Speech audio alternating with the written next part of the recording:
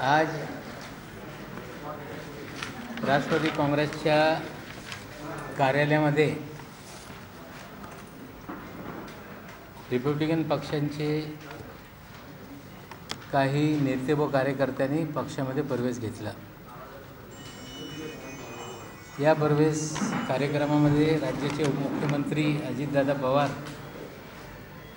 तसेच महाराष्ट्राचे अध्यक्ष मधुकरराव पिचड यांच्या उपस्थितीत हा पक्षप्रवेश कार्यक्रम पार पाडण्यात आला। ॲडव्होकेट प्रल्हाद आर खंदारे, सुधीर बागडे, तातिया पराडकर, दिगंबर गवली, सुभाष मोरे, मनीष बागडे, छप्पन चव्हाण, बबन गायकवाड, पी.जी. कांबळे व इतर सर्व त्यांच्यासोबत कार्यकर्ते यांनी पक्षामध्ये प्रवेश घेतलेला आहे। त्यांचे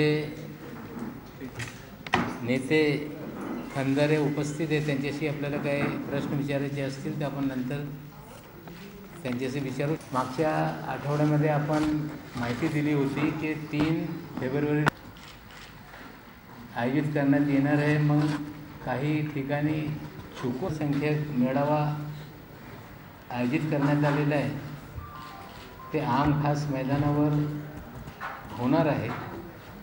या मेळाव्यामध्ये राष्ट्रवादी काँग्रेस पक्षाचे राष्ट्रीय अध्यक्ष सन्माननीय शरद पवार साहेब, केंद्रीय मंत्री प्रफुल्ल पटेलजी, केंद्रीय मंत्री तारिक अनवर, मधुकरराव पिचडजी, अजितदादा पवार व सर्व मंत्रिमंडळातले सदस्य आणि हजारोच्या संख्येने राष्ट्रवादी काँग्रेस पक्षाचे अल्पसंख्याक विभागाचे कार्यकर्ते प्रत्येक जिल्ह्यातून या मेळाव्यामध्ये सामील होणार आहेत। या मेळाव्यामध्ये या अल्पसंख्याक समाजाचे जे प्रश्न असतील त्याच्यावर चर्चा होणार आणि येणाऱ्या काळामध्ये कुठले विषय जे त्यांचे प्रश्न सोडवण्यासाठी सरकारच्या माध्यमातून काही निर्णय अपेक्षित असतील ते जाहीर करण्याबाबत राष्ट्रवादी काँग्रेस पक्ष आपली भूमिका स्पष्ट करणार आहे आणि त्यांची अडचण, त्यांच्यामध्ये विश्वास निर्माण करण्यासाठी काय कामं केली पाहिजे ते सगळं निर्णय त्या मेळाव्यामध्ये घेण्यासाठी कार्यक्रम निश्चित करण्यात आलेला आहे। तो कार्यक्रम त्या मेळाव्यामध्ये जाहीर करण्यात येईल। त्याचबरोबर ग्रंथालय सभा राष्ट्रवादी काँग्रेस पक्षाची राष्ट्र पातळीवर त्याची संघटना निर्माण करण्यात आलेली आहे। राष्ट्रीय नेते गोविंदराव अध्यक्षजी त्याचे राष्ट्रीय अध्यक्ष आहे आणि त्याचा एक मेळावा या मुंबईमध्ये होणार होता, ते पुढे ढकलण्यात आलेला आहे। महाराष्ट्राचे अध्यक्ष त्या बाबतीत थोडी माहिती नंतर देणार आहे आपल्याला। अध्यक्ष सोडून सर्व जो नियुक्त्या या मुंबई सकट करण्यात आली होती ते सगळी राष्ट्रवादी ग्रंथालय सभाची संघटना बरखास्त करण्यात आलेली आहे आणि जे मेळावा आहे ते पुढे ढकलण्यात आलेले आहे। त्या व्यतिरिक्त राष्ट्रवादी विद्यार्थी काँग्रेसचे आमचे राऊत उपस्थित आहे। काही परीक्षेबाबत काही प्रश्न निर्माण झालेले त्याबाबत सविस्तर ते माहिती देतील आणि नंतर आपण प्रश्न उत्तर करू आणि केंद्राने जे निर्णय आता कॅबिनेटमध्ये झालेले आहेत त्याबाबत पण आपण बोलू। सलग दुसऱ्या आठवड्यात मला आपल्यासोबत संवाद साधायची संधी मिळते आहे। विषय या आठवड्याचा असा आहे की आम्ही वृत्तपत्रांमधनं असं वाचलं की महाराष्ट्रातली एक प्राध्यापक संघटना की जी एक मोठी प्राध्यापक संघटना समजली जाते, त्यांच्या काही मागण्यांसाठी 4 फेब्रुवारीपासून परीक्षांवरती बहिष्कार टाकणार आहे। म्हणजे ज्या विद्यार्थ्यांच्या परीक्षा घेणं हे त्यांचं आद्य कर्तव्य समजलं जातं, त्या परीक्षा घेण्यावरती आणि त्या परीक्षांच्या संपूर्ण कामांवरती महाराष्ट्रातली प्राध्यापक संघटना, एक जी प्राध्यापक संघटना आहे ती त्यावर बहिष्कार घालणार आहे। जवळपास 40,000 आज महाराष्ट्रात प्राध्यापक आहेत, त्यातले सुमारे 30,000 प्राध्यापक किंवा एक 25,000 प्राध्यापक जरी पकडले तरी त्या प्रक्रियेत ते सहभागी होणार नाही, ज्यात पेपर सेट करणं, त्या ठिकाणी मॉडरेशन करणं, पेपर चेक करणं, रिझल्ट डिक्लेअर करणं तर जेव्हापर्यंत त्यांच्या मागण्या मान्य होणार नाही तेव्हापर्यंत ते परीक्षांवरती बहिष्कार टाकतील त्या कामांवरती, असं त्यांनी जाहीर केलेलं आहे. राष्ट्रवादी विद्यार्थी काँग्रेसतर्फे आम्ही त्यांच्या या आंदोलनाचा सर्वप्रथम निषेध करतो. जर त्यांना आंदोलन करायचं असेल तर त्यांनी सनदशीर मार्गाने त्या ठिकाणी कोर्टात जाऊन आंदोलन करावं, न्यायालयात जाऊन लढावं किंवा आमरण उपोषण करावं.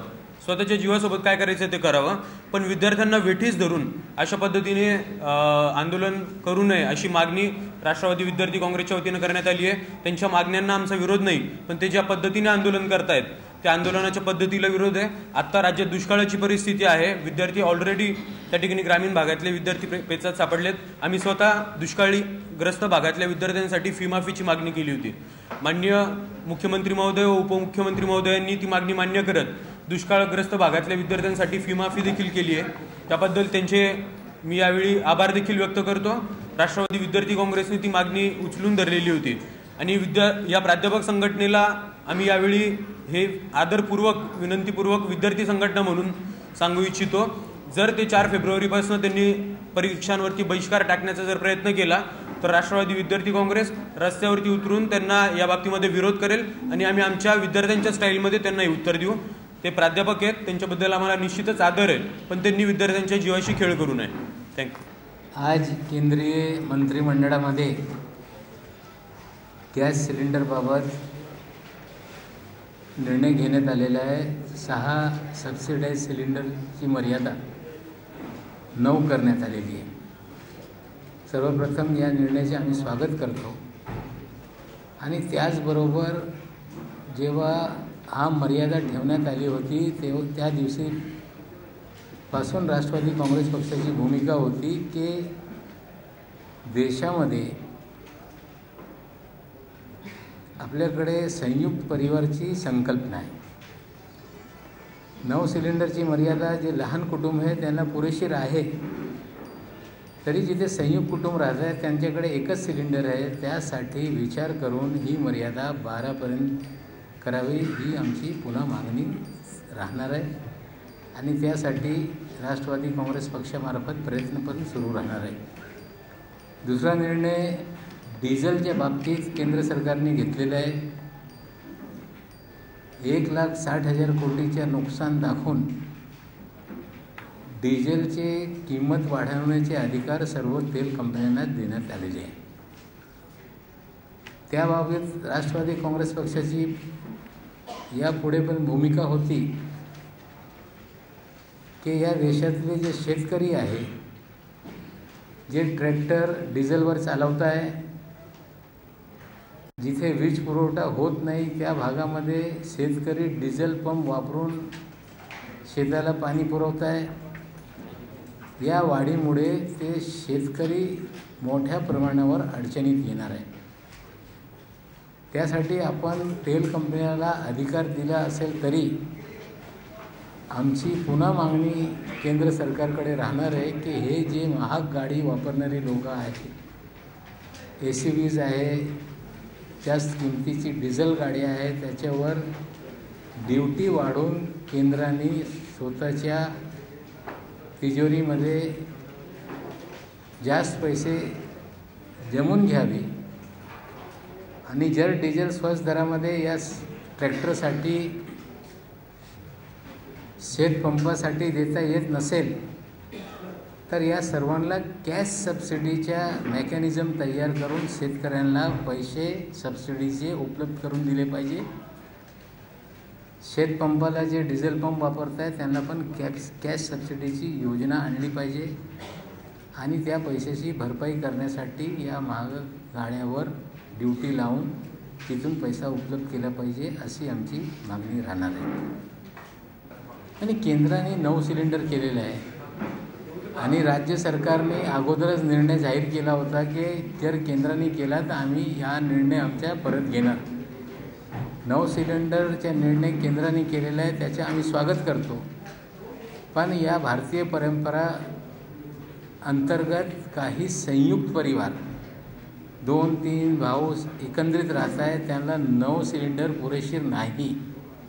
त्यासाठी केंद्राने आढावा घेऊन मायक्रो फॅमिली जे लहान कुटुंब आहे त्याला 9 सिलेंडरची मर्यादा आणि जिथे जास्त कुटुंबमध्ये सदस्य आहे त्यांना भाराची मर्यादा करावी. पब्लिक डिस्ट्रीब्युशन सिस्टममध्ये दरडोई केरोसिनचे सिस्टम निर्माण करण्यात आलेली आहे की एक माणूस असेल तर त्यांना 3 लिटर, 2 असेल तर त्यांना 6 लिटर आणि जास्त 10 लिटर हे सिस्टम पब्लिक डिस्ट्रीब्युशन सिस्टममध्ये आहे. त्याच पद्धतीने जे संयुक्त परिवार आहे त्यांना मर्यादा 12 करण्यात येईल. नाही, केंद्राने करावा ही आमची स्पष्ट भूमिका आहे. केंद्राने 9चा निर्णय घेतलेला आहे. पब्लिक डिस्ट्रीब्युशन सिस्टममध्ये PDSची सगळी जी यंत्रणा आहे ते केरोसिनबाबत केंद्राने ठरवलेले मानक आहे.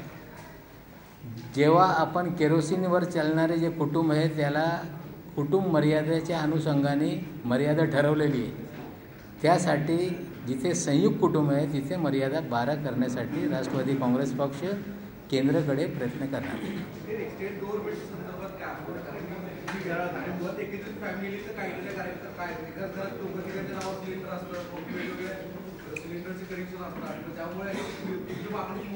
नाही, सिंगल असं आहे जिथे मायक्रो फॅमिलीज आहे, सिंगल फॅमिली सिस्टम असताना तिकडे 9ची संख्या पुरेशीर होऊ शकते हे आम्हाला मान्य आहे. पण भारतामध्ये संयुक्त कुटुंब ही संकल्पना मानून जगणारे बरेच कुटुंब आहे. तिथे 2 भाऊ 3 भाऊ एकत्रित राहत आहेत, त्यांच्याकडे एकच कनेक्शन आहे. त्यांच्यासाठी ही मर्यादा 12 केली पाहिजे आणि ही मागणी आम्ही UPAच्या बैठकीमध्ये पुन्हा आम्ही मांडू आणि त्या 12 करून घेण्याचे आमचे प्रयत्न राहणार आहे.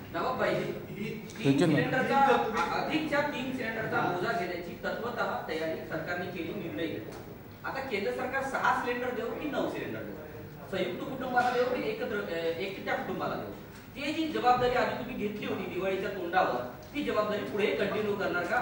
राज्य सरकारने आम्ही घेतलेली नाही, राज्य सरकारने घेतली. राज्य सरकारने निर्णय जाहीर करत असताना जर केंद्र सरकार तो जबाबदारी स्वीकारतील तर आमचा निर्णय रद्द होणार असा अगोदर जाहीर केला होता आणि आम्ही केंद्राकडे या 12 सिलेंडरची मागणी संयुक्त कुटुंबासाठी घेणार आहे.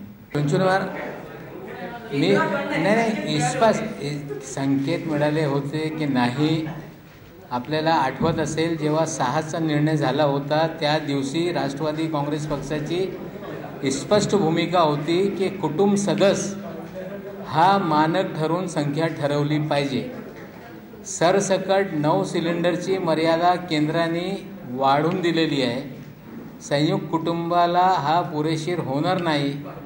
त्यासाठी 12 मर्यादा संयुक्त कुटुंबाला करावी ही मागणी आमची राहणार आहे आणि UPAमध्ये राष्ट्रवादी काँग्रेस पक्ष ही मागणी पुढे ठेवणार आहे. 12 सरसकट बोलत नाही.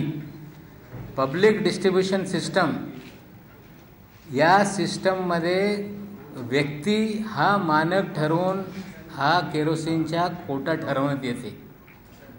जेव्हा कुटुंबामध्ये संख्या जास्त असेल त्या आधार धरून या सिलेंडरमध्ये पण ते मानक धरलं पाहिजे अशी आमची भूमिका स्पष्ट आहे. लहान कुटुंबासाठी 9 सिलेंडर हे पुरेशीर आहे. जिथे कुटुंब संख्या जास्त है तिथे 12 केली पाहिजे अशी स्पष्ट मांगनी है. केंद्र सरकार में राष्ट्रवादी कांग्रेस पार्टी UPA का घटक है और पूरे पब्लिक डिस्ट्रीब्यूशन सिस्टम की जिम्मेदारी केंद्र सरकार की है. हम प्रयास करेंगे कि केंद्र संयुक्त कुटुंब के लिए 12 की संख्या करे.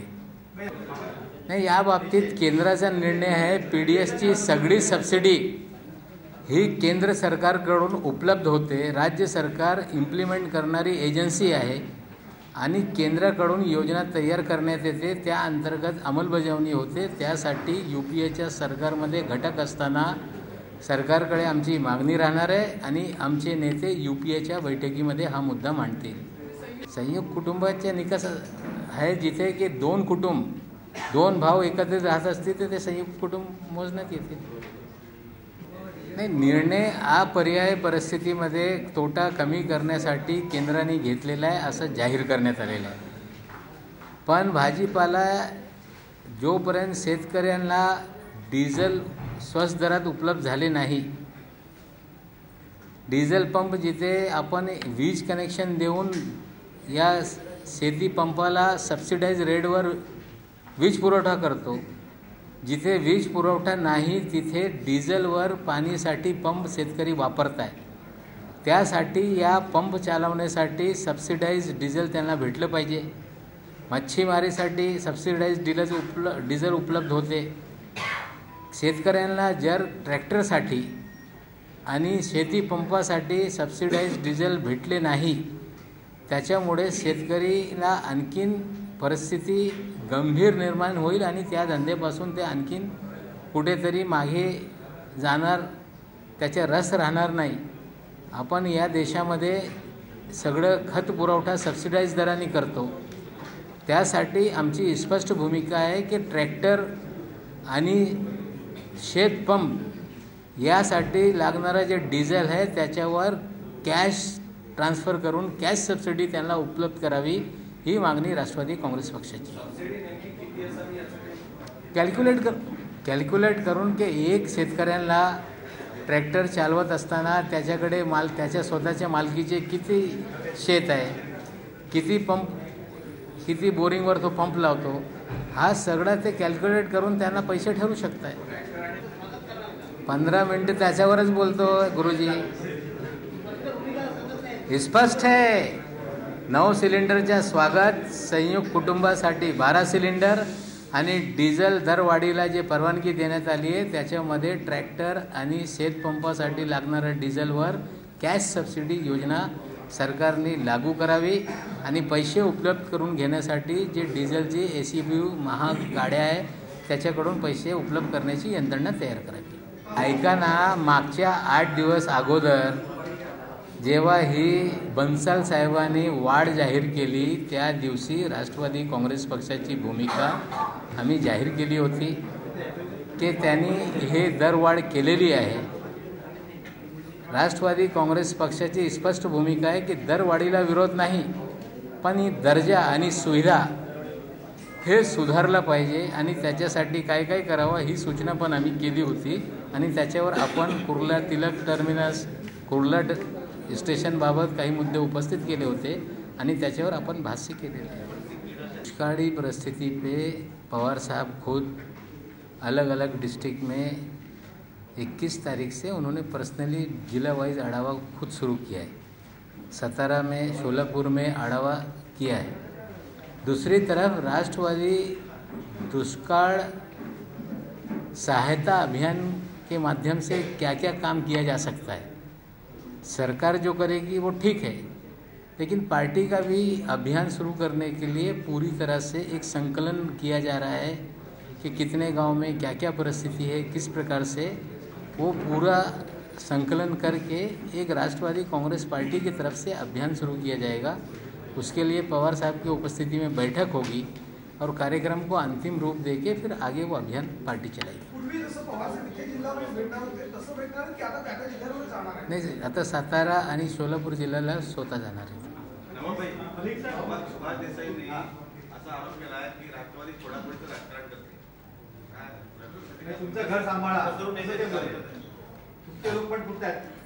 असं आहे, स्वप्न पडत असतील तर चांगलं आहे, पण राष्ट्रवादी काँग्रेस पक्षामध्ये कार्यकर्ते नाही नेते आहे असं ते सांगताय.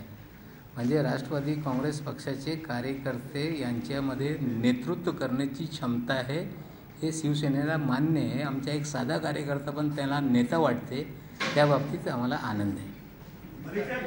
ढोबळेंची जी बदली झाली त्याबद्दल नेमकी पक्षाची काय भूमिका, कारण आम्हाला असं कळलं की विद्या चव्हाण यांनी विरोध केलेला, पक्षाची अधिकृत भूमिका काय? मागच्या काही दिवसापूर्वी अजितदादांनी त्याच्यावर स्पष्ट भूमिका केली होती. मुख्यमंत्र्याची जे निर्णय आहे त्याशी आम्ही सहमत आहोत. त्यांच्यावर इन्क्वायरी करण्यासाठी बदली करण्यात आलेली आहे. इन्क्वायरी त्यांच्यावर सुरू आहे.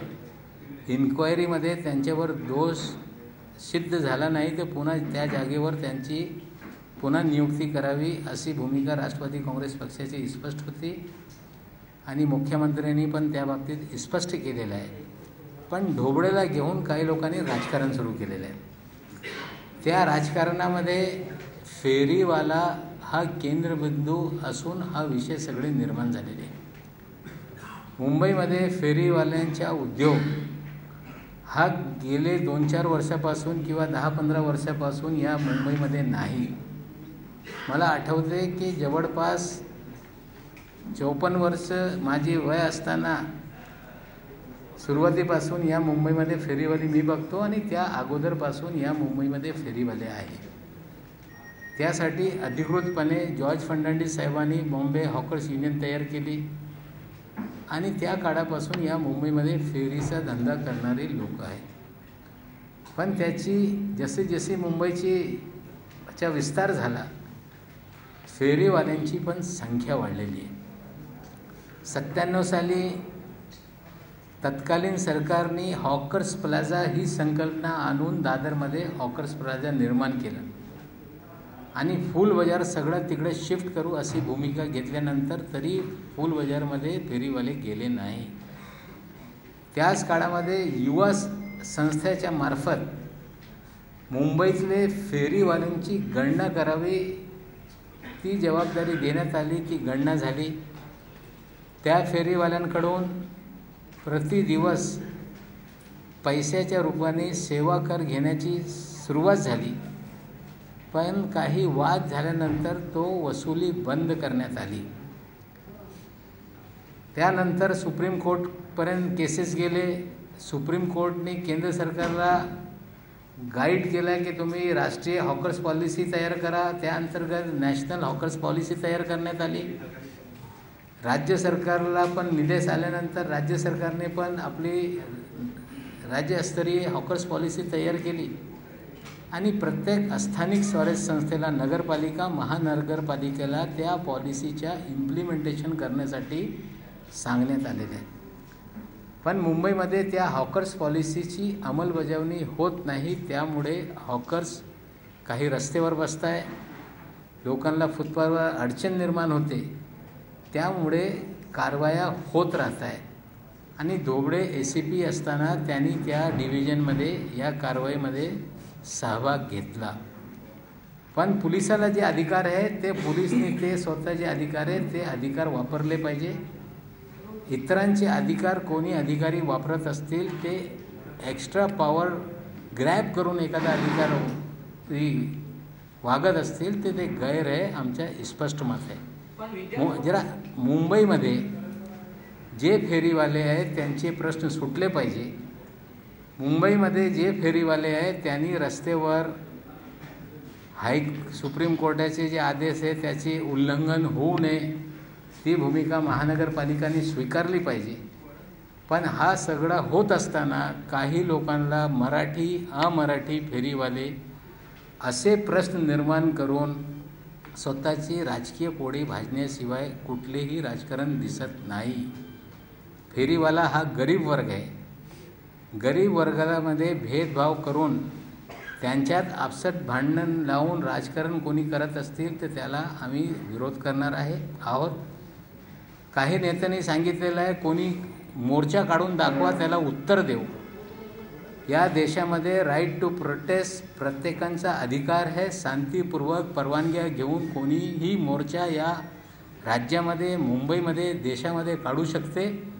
कुणालाही त्याला थांबवण्याचे अधिकार घटने किंवा कायद्याद्वारे नाही. लॉ अँड ऑर्डर सांभाळण्याची जबाबदारी प्रशासनाची आहे, पोलीस यंत्रणेची आहे. आणि कोणी सांगणार की मी स्वतः कायदा कसा आहे ते मी हातात घेऊन कायदेशीर लोक वागली पाहिजे ही जबाबदारी मी स्वीकारणार आहे, ही पण गैरमार्ग आहे, चुकीचा मार्ग आहे. त्या पद्धतीने कुणालाही कायद्याची अंमलबजावणी करण्याचे अधिकार नाही. कुणाला वाटत असेल की एखादा व्यक्ती कायदेशीर वागत नाही, कायदेशीर जगत नाही, त्याची तक्रार करण्याची अधिकार प्रत्येकाला आहे. पण मी स्वतः त्यांना धडं शिकवू जर या पद्धतीने कोणीही असेल कायदा हातात घेतला त्याच्यावर निश्चित रूपाने राज्य सरकारने कार्यवाही करावी ही आमची स्पष्ट भूमिका राहणार. ऐसा है कि किस अधिकारी को कहाँ ट्रांसफ़र करना चाहिए ये प्रशासन का जो मुखिया होता है उसका अधिकार है. कोई भी अधिकारी परमानेंट किसी कुर्सी पे बैठने के लिए नहीं, नौकरी में बदली ये कंटिन्यूअस प्रोसेस है, समय समय पे अधिकारियों के बदली होते रहती है। बदली को लेकर अगर कुछ लोग राजनीति करते होंगे तो वो ठीक नाही। त्याने स्पष्ट केलेलं आहे की जर त्यांच्यावर दोष आरोप सिद्ध झाले नाही तर पुन्हा त्या जागेवर त्यांची नियुक्ती करावी होतील असं माननीय मुख्यमंत्र्यांनी पण सांगितलेलं आहे। विद्या चव्हाणांनी स्वतंत्र पत्र का दिलं? नाही ठीक आहे ना, नाही त्यांनी मागणी पक्षाने पण भूमिका स्पष्ट केलेली आहे, दादानी मुख्यमंत्र्यांनी पण स्पष्ट भूमिका केलेली आहे। आता तिकडे विद्याताई विलेपार्लेमध्ये स्वतः राहत आहे, स्थानिक जनतेची जी मागणी आहे ते घेऊन स्थानिक नेते जात राहत आहे।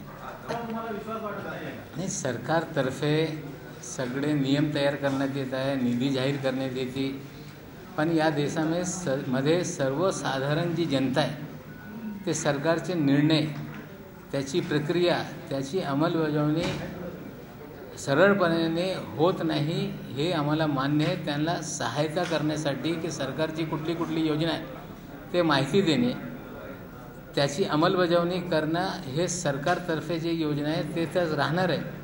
त्या व्यतिरिक्त आणखीन पक्षाच्या माध्यमातून काय काय करता येईल,